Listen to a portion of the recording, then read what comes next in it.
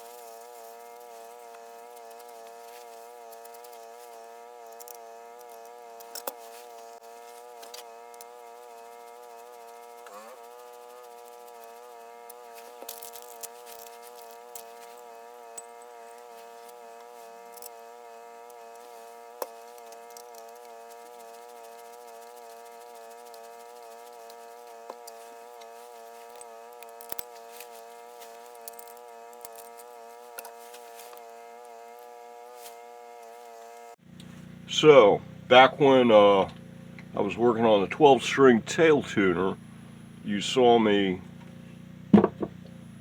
try to use these things,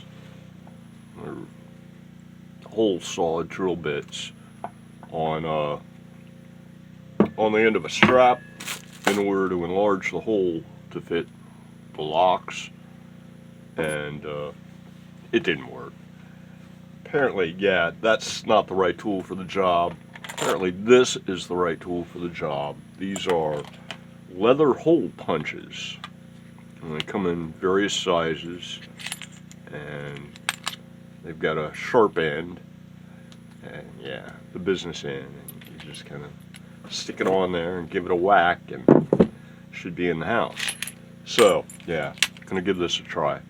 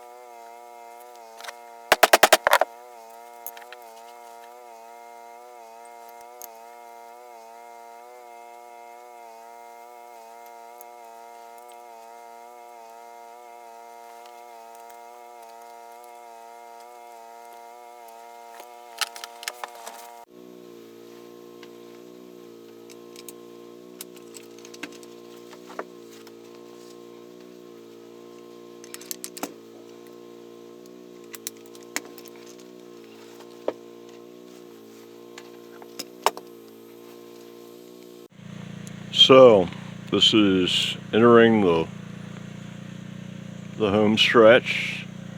Not that much left to do, and I was thinking about it, and this guitar actually, it's an awful lot like this other guitar in the case here. This one in the case.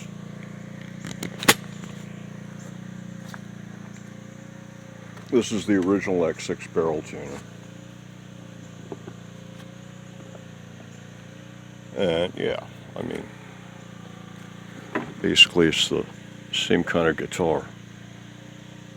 Except this one's got two pickups with the phase and the single double end phase, and it's got the onboard EQ. So different electronics, but yeah, barrel tuner. This is an individual saddle. This one has the common base plate for non-multi-scale, I guess.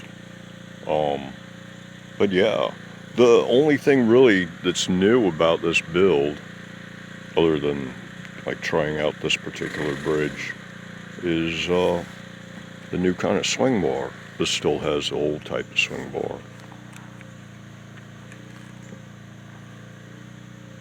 Just a single bar that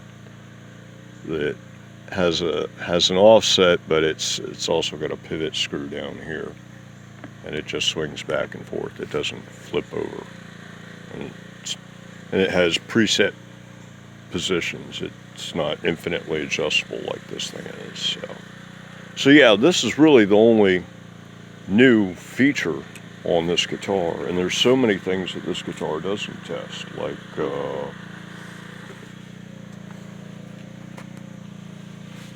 hold on a sec.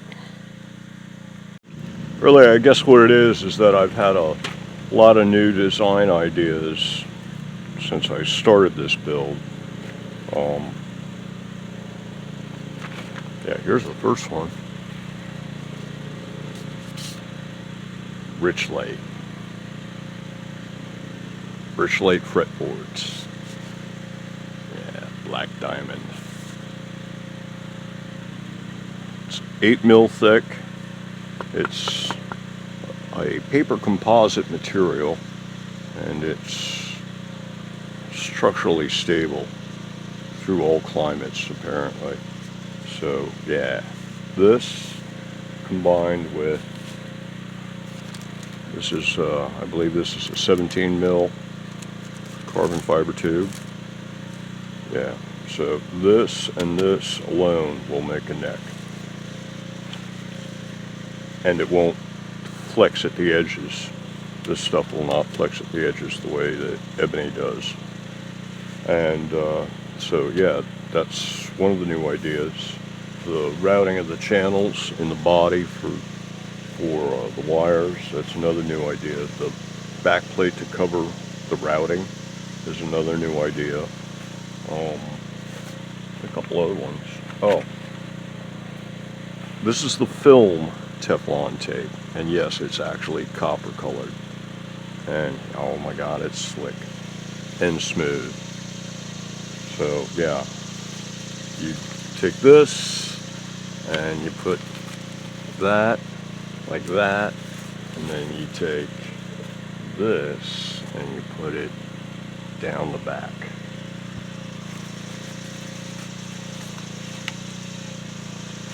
And let's see, interchangeable pickups. Well, this one here, the electronics, the idea was to keep it Purist, so, but it doesn't have interchangeable pickups. It occurred to me that you could even do interchangeable pickups on a guitar that just had a bridge position, and you just have an interchangeable bridge pickups. That would be cool for something like if you wanted a quad rail, and you wanted to put in, say, like a Nazgul, and you also wanted to be able to put in some like DiMarzio pickup as well. You could set up the Nazgul, the DiMarzio, and the quad rail all on the interchangeable pickup system on like a Purist type guitar like this. I gotta get a Nazgul. They're only like $115.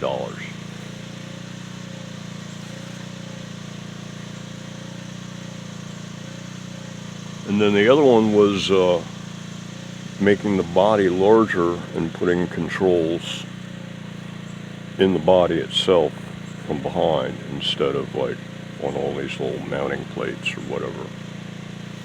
So yeah, still a long way to go, I guess you would say. Anyway, I think what I'm going to do is I'm going to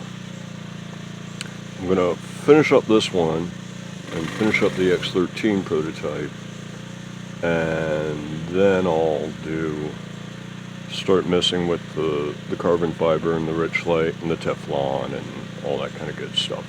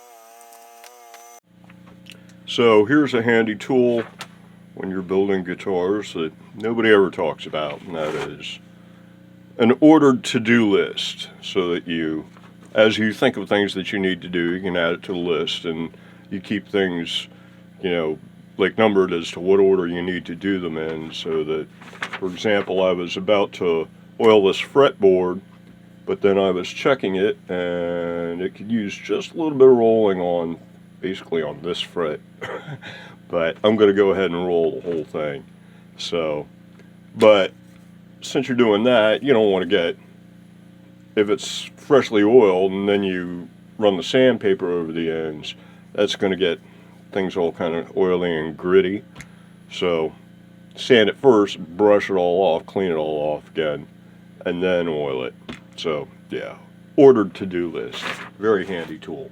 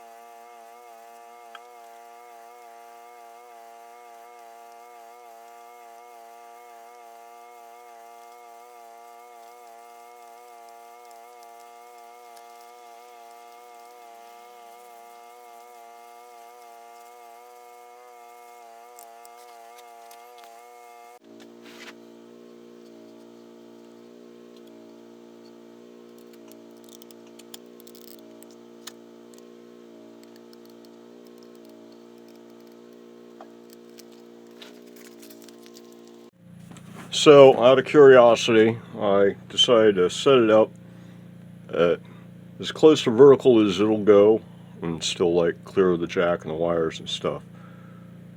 Because that was the whole idea of moving all this stuff down the corners, to get it to go as far as you could. And this thing will actually swing all the way up to 73 degrees from the horizontal, or just 7 degrees short of vertical. So yeah, that's going to be more than enough for anybody, I would think.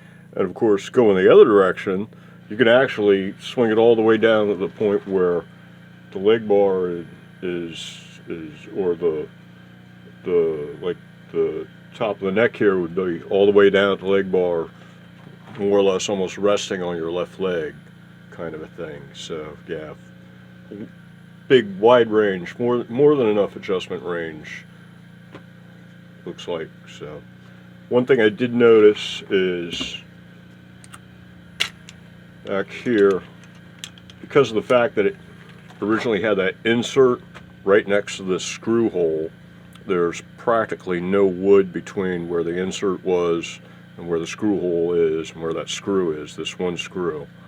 So it's probably going to need to be packed with some shim material in this screw hole in order to firm things up a little bit. And I suppose maybe I could plug the other hole if it becomes necessary, but yeah, I think so, because also this is pine, so it's not exactly like you're screwing in a Bubinga or something like that. But yeah, other than that, it looks like it's time for some strings. Yeah, so with these new style swing bars, it looks like the pivot point is more or less right at the theoretical saddle line, and then on this one it's actually moved back a little bit because of that insert hole in the way. But that way, as you pitch the neck of the guitar up and down, the position of the bridge won't move up or down or left and right in relation to the player's body when you're seated. And then where you attach this extension to the leg bar controls how far left or right the guitar is in relation to the player. And then the actual length of the extension controls how high or low the guitar is in relation to the player's legs when seated. And then you just flip it over in order to do the strap bar and set it at, whatever's comfortable angle. The big thing is getting the screw to stay tight. And as far as the screw goes, I think I'm going to take the approach that I take on a lot of things. I don't know, maybe I'm lazy, but yeah, I'm going to wait and see. So, I'll wait till the point where it's obvious that it's not doing its job, and then I'll fix it. So, yeah, if it ain't broke, don't fix it. And I don't have any proof yet that it needs to be improved, but I suspect it will have to be.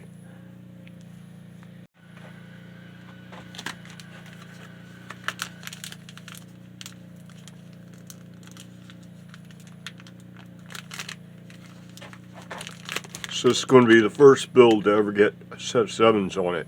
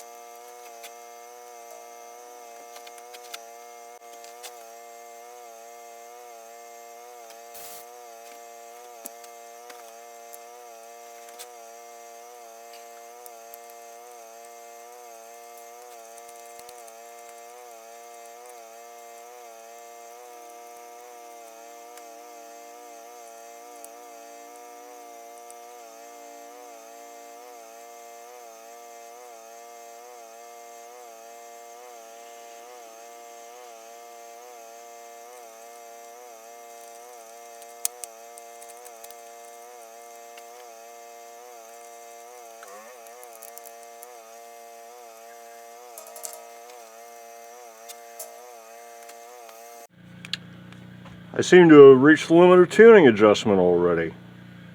These things apparently don't have quite as much range as I thought they did. That's okay, I've got plenty of room in the saddle. I can bring the saddle back almost 20 millimeters from where it is right now. So I'll just do that, and that'll get me another like 5 or 10 millimeters worth of range in the tuner itself. Maybe I just didn't get the string tight enough when I first anchored it down, expecting more adjustment range on the tuner than there is, obviously. So I think I'm gonna loosen this end up and try tightening that end up, and then see if that gets it. Because I'm at D sharp, you know, I'm 75 cents flat of being in tune, so I'm almost there.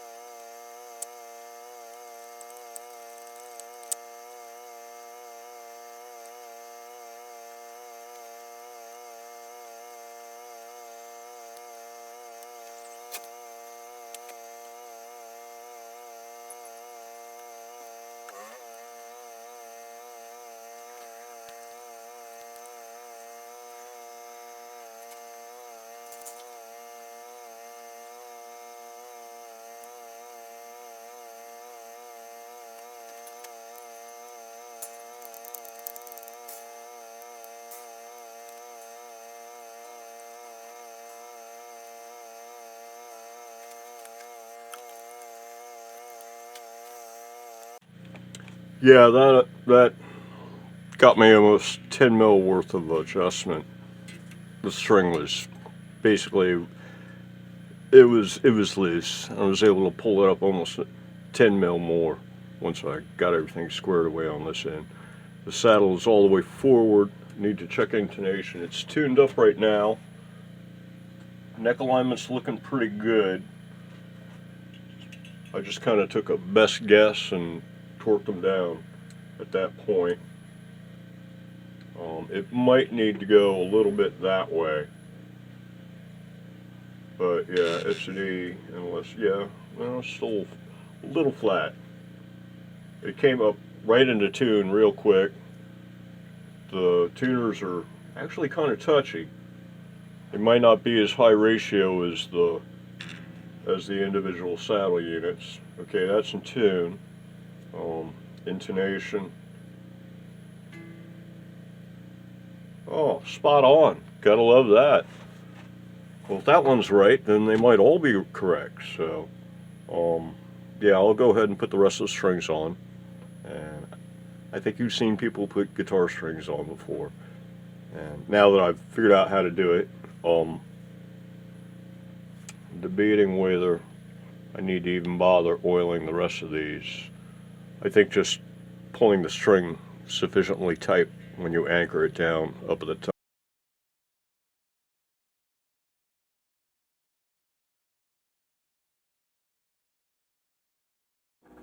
Okay, I think that's going to do it for this video. So until the next one, everybody, have a good one.